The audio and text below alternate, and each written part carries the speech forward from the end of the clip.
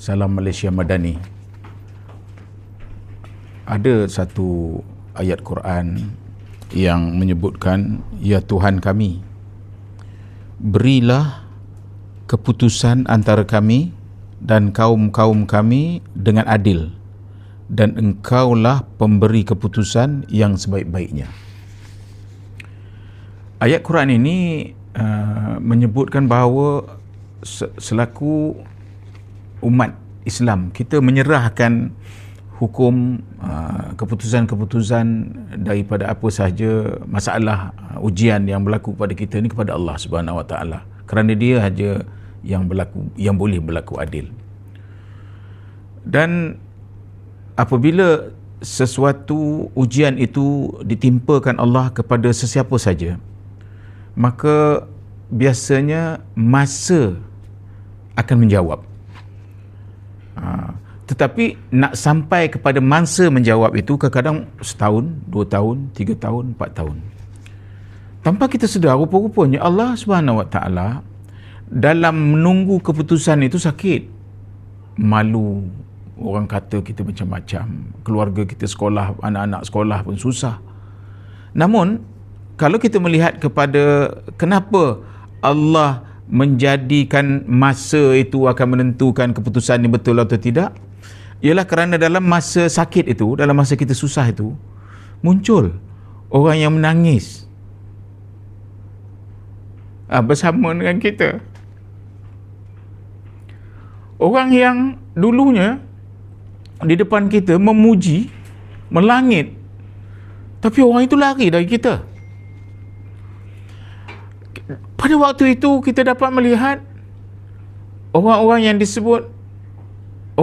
disebut munafik, lurus di depan tapi di belakang mereka tak bersama dengan kita.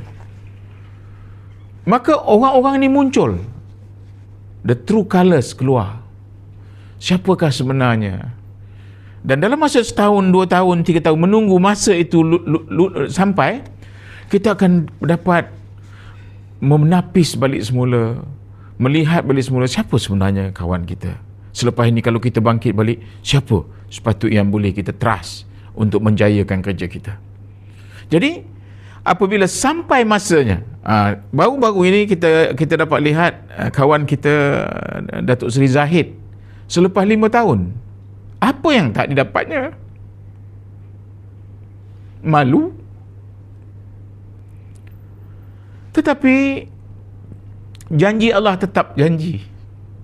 Dan apabila sampai time, banyak orang-orang yang dulu meninggalkan dia, bagaimana keadaannya sekarang?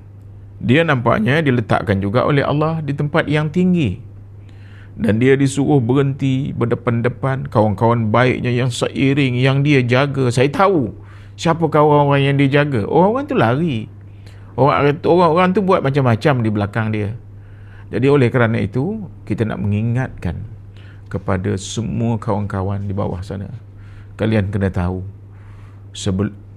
masa sebenarnya sangat diperlukan. Kita rasa kita sakit, tetapi Allah nak menampakkan kepada kita kawan-kawan kita, musuh-musuh kita, dan siapakah yang pepat di luar, rencong di dalam. Semoga ini menjadi pengajaran kepada semua bakal-bakal pemimpin di masa akan datang. Berhati-hatilah, berhubaya-hubayalah bila melaksanakan tugasan dan tanggungjawab, kerana ketika kita manis, semut akan banyak mengurungi kita. Ketika manisnya sudah tak ada, maka biasanya situlah kita akan melihat siapakah kawan-kawan kita. Salam Malaysia Madani, selamat maju jaya dalam tugasan masing-masing.